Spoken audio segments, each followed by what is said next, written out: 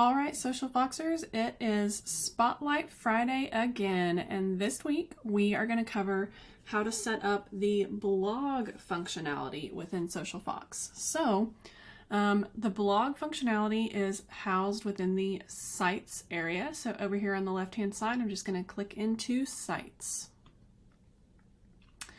All right, so from here you can see you have funnels, websites, and then blogs. So when you click into blogs, the first thing that it has you do is to actually go and create a blog post list on a web page. So we recommend that if you're starting a blog, because of the way that this displays, it displays, so many blog posts at a time, probably have at least 3 blog posts ready to go when you start your blog. Then you can kind of have a more fleshed out looking blog section for your website with at least 3 articles there.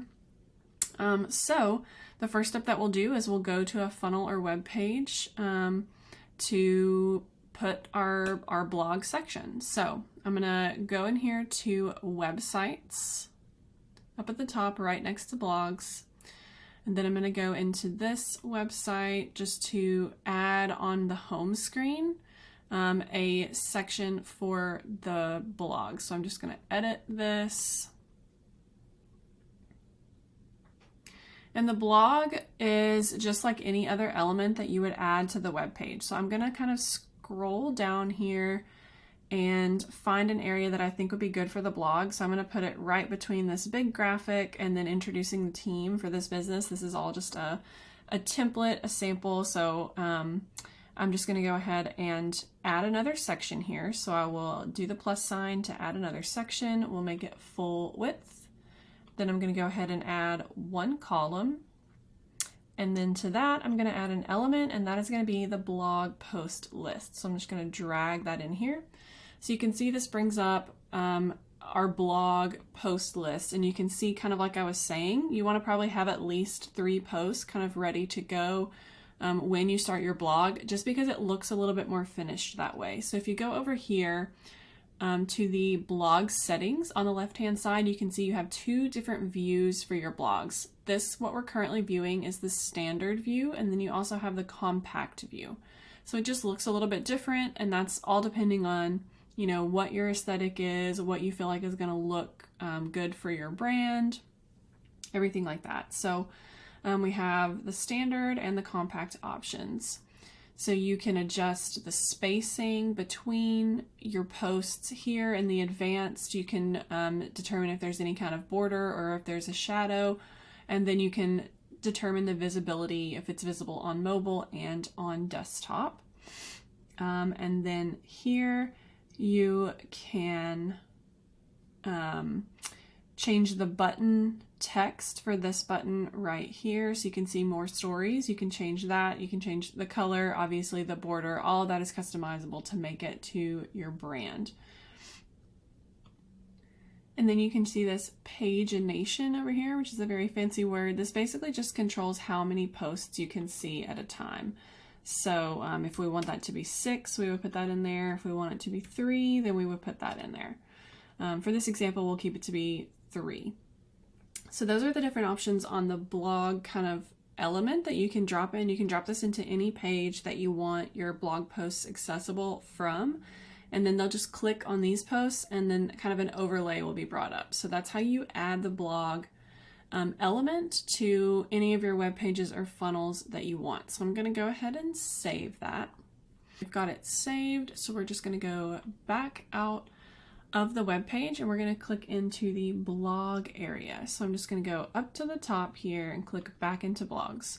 So we have put our blog on a website or a funnel page. So now we're going to just start writing a blog. So we can just create our blog post here. So you can see the first option that it has you do is a title.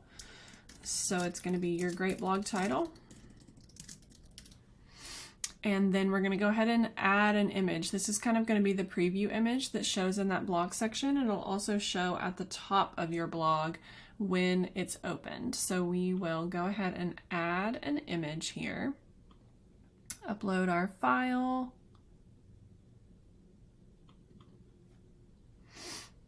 And we'll get that in. We'll add our alt text image. So we'll say blog title text overlay on picture of tulips. And then your post description would kind of be like your meta description. We, try to keep it pretty short, between 100 and 250 characters. So this would basically be a summary of your value that you provide in your blog.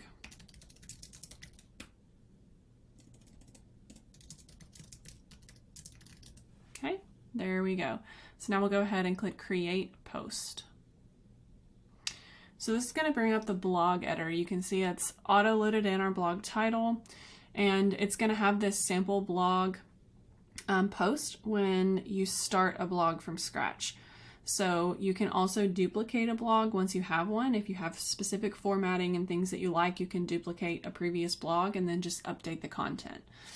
So we'll walk through. This has a lot of the basic editing kind of things that you would find in a text document, and it's set up a little bit like that, so it's pretty easy to navigate. So we can see if I have this paragraph highlighted here, this is our bold text, this is our italic, underline, and strike through.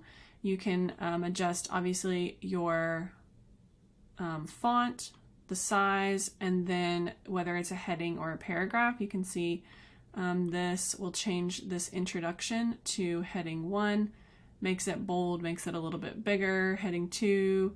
So that's just kind of you play around with to see which style you like better, and it changes the spacing a little bit on that.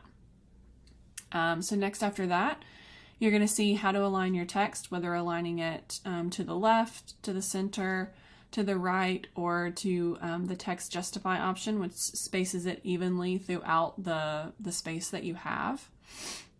So to the right of that, you're going to see your indentions and your outdent right there. If you want to change or emphasize a certain section of your blog, you can do that. And then the next option after that is your spacing. So whether you want 1.5, 1.15 or double spaced. So that is adjustable as well. It defaults to 1.5 spaced for all of the text on here. You can add bulleted lists, you can add numbers, and you can add a to-do list. So you can add a checklist style in your blog post for that's interactive, so people can check things off of that with the to-do list option. So from there, you obviously can change the color of your text. That's this first option. So I'm just going to select some text here, and we can change the color to green, and then we can maybe highlight it if we want to and make it really stand out with a yellow highlight and green text. That's definitely a vibe. So from here is your kind of more media options. So you can link, obviously you can insert a link. So if we wanted to do this 8 reasons and make it a link, we would just do that here. Then you put in the URL that you want redirected to, and then you would put in the link that you need. So the no follow just has to do with metadata and whether it's tracking that link or not. So if this is like a link that you don't want searchable by keywords on the internet, then you would do no follow to that. So we'll come out of that option. Actually, let's go ahead and make that a link. We'll just put google.com just so you can see. You can control whether it's opened in the new window or a current window. We usually opt for new window because then your blog post is still open and they don't have to try to worry about getting back to it. And then you can see if we add that link, it makes the text blue and it underlines it. So that is what it looks like when you've linked something in your blog post. So moving on from there is insert image. So you can insert, like say this image here, you can insert images into your post. So we'll go ahead and we will insert an image right here. You can do the URL, you can select it from your media library. We'll just go ahead and we'll upload that to our media library.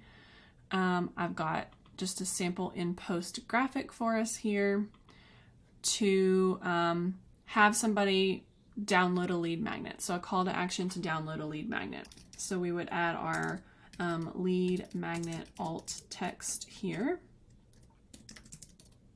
just describing what the image looks like. And then you can also go ahead and put a link in here to open an image on the click. So if we did, once again, we'll do Google.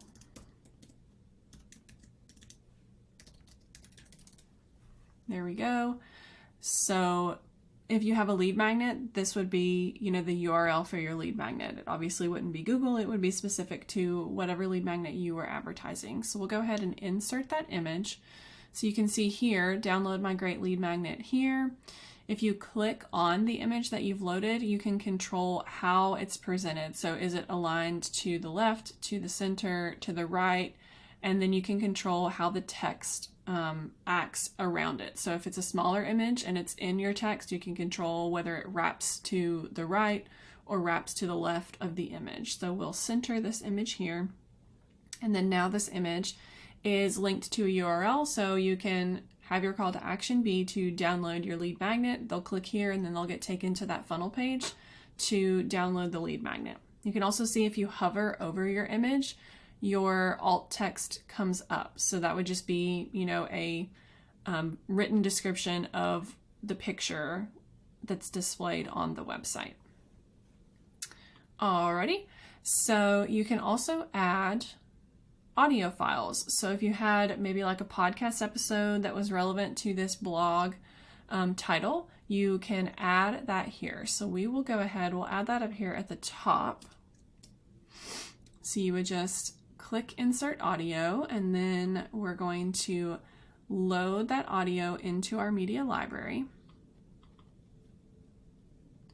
Just like that. Then we're going to select that file. You can select if it plays automatically, and then you can select if it loops. So I'm going to opt to not play automatically and not loop, but we'll go ahead and insert that audio. You can see it just comes up right here across the top. So if you wanted to, if you were linking a podcast, for example, you might put a heading here to check out the corresponding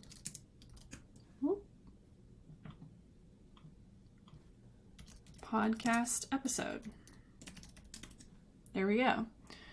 So you can link that at the top. So really they could listen about this blog post, they could read the blog post, and then also if we go on to the next option here, you can have a video that you insert into the blog post as well. So that will look like this YouTube video that's linked down here. So you can put videos in that are like housed and embedded on the website itself.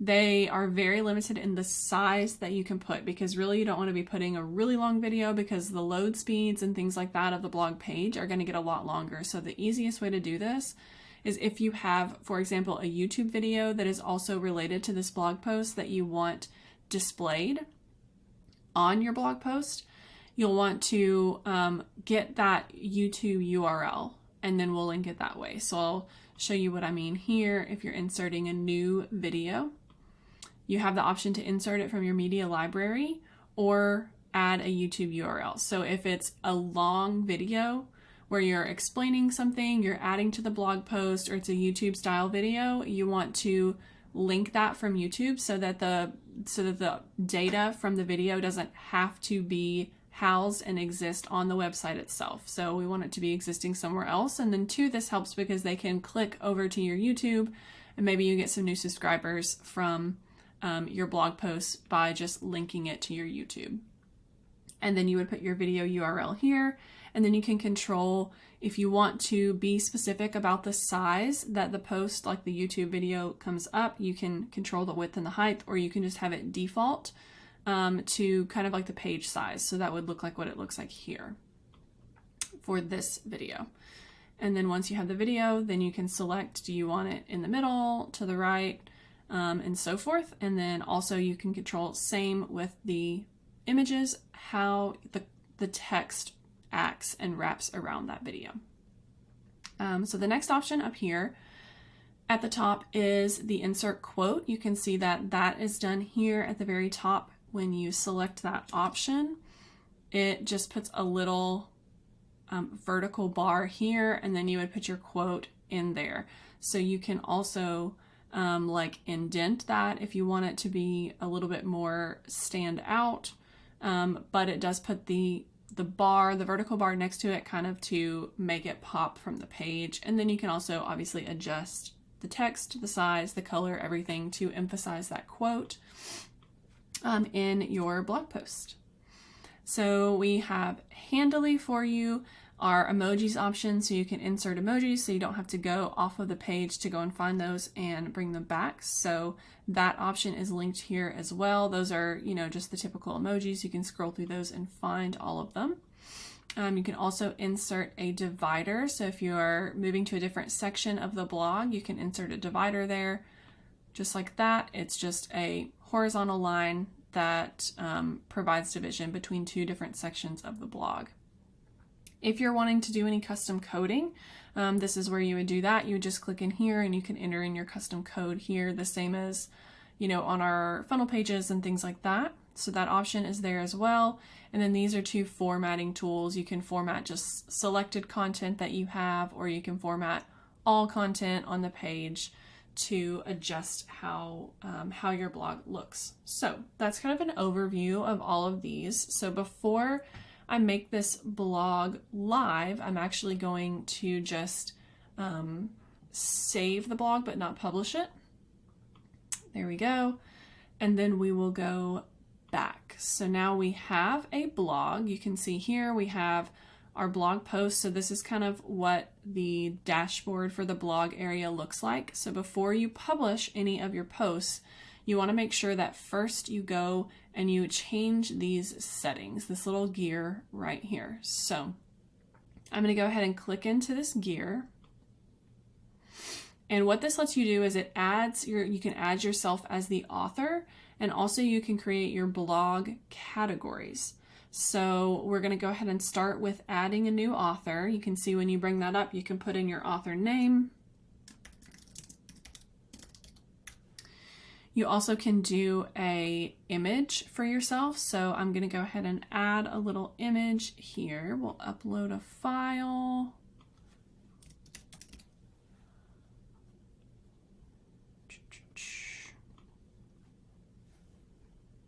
There we go. So you can see there's a little picture of the author now. You can add image alt text. So this would be describing the image. And then author description. So this would be a good place to put any like credentials that you have, any experience, you've been in this field for this long. So this would be like, I've been writing about essential oils, for example, for 8 years, and I love to share how to use them in your life.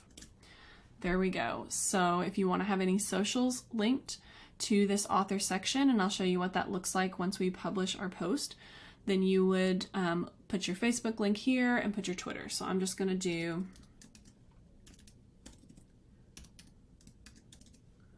facebook.com, and then we'll do Instagram.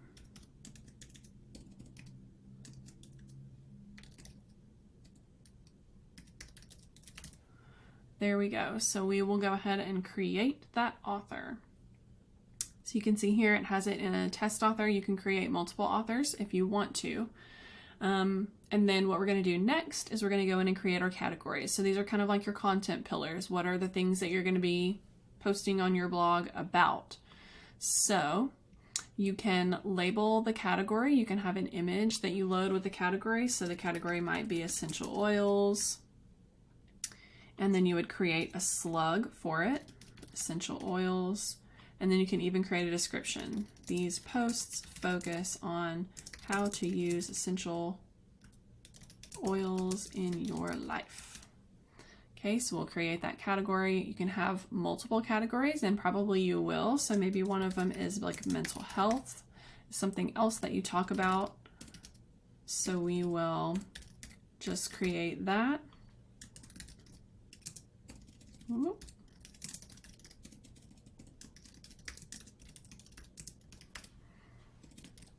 There we go. All right, so we've got 2 sample categories created. We've got our author description created. So I'm going to go ahead and back out of the settings area, back here at the top left-hand corner. And then I'm going to go back into the blog. And we're going to go ahead and publish it so we can see how it populates on the website. So we'll just click Edit Post. If you are creating another post and you have your formatting and you want it to be pretty consistent between your posts on your blog, then you can, here's the duplicate post option. So this will just duplicate the post, and then you can change out the graphics and the text. So we'll go ahead and edit post, and we will go with what we have here. So we are going to hit continue up here in the right hand corner. So your save and your continue options are up here in the right hand corner.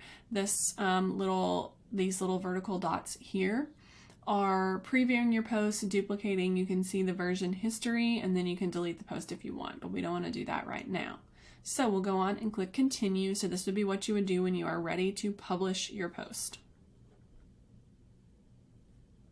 All right, so we are here in the publish page.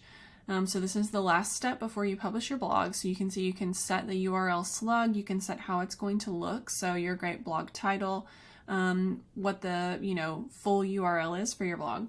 And then in the category section here, you can see in the drop down the 2 different categories that we added. You can select more than one if the post is relevant to more than one category. We're going to add our keywords last. So we'll go ahead, you can see that test author is in this drop down box as well. You always have the option to add new authors or new categories from this page as well.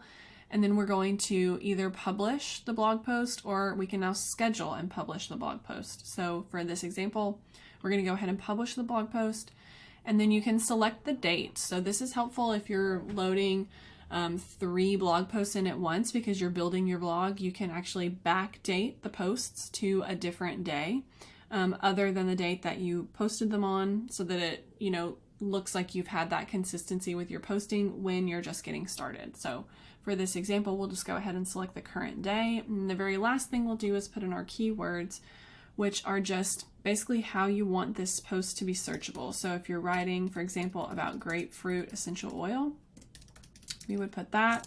And then maybe you're writing about stress relief, so we can put that. Just these are, keywords that you want associated with this article and be searchable for. So from there, we're going to go ahead and hit save. And now that blog post is live. So if we go back over here to websites, and we'll go back into our site that we put it on, then we can see.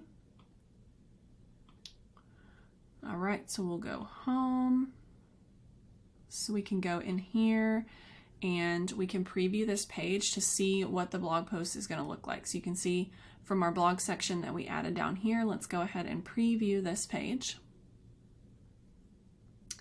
We'll scroll down, and here is the blog title. So now you see why you really want to have 3 blog posts going in the beginning at once, because it does look a little sparse here with just the single one.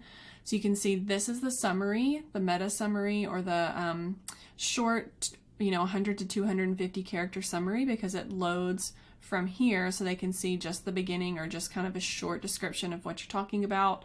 It shows the date that it was posted, and then it shows how long it's going to take to read it. So we'll just click into this blog post, and it brings it up in the same window. So you can see here your great blog title, and then it brings it up in that same window here so that it pops up on the same screen. This is where the author section comes through. So this is the picture that you loaded, test author. This is your description of the author and their experience. And then these are the social icons that show up based on which links you put when you are setting up that author. So that is the overview. You can go back to blog and then it's going to take you back to this screen. So if you wanted to have your blog on its own separate page, you could do that so that these populated, with on a page that's a little bit less busy, but you do have the option to put this blog functionality in any section on any page of your funnel or on your website. So that is an overview of the blog functionality that we have within Social Fox. So I hope that that has been helpful for you guys to get started. Blogs are great because the content lives on the interwebs for a really long time, unlike social media posts and things like that. So it's a good idea to think about adding a blog to your brand and using this functionality to get started. So if you guys have any questions, as always, drop them in the comments and we will do our best to help you. And I hope you guys have a great weekend.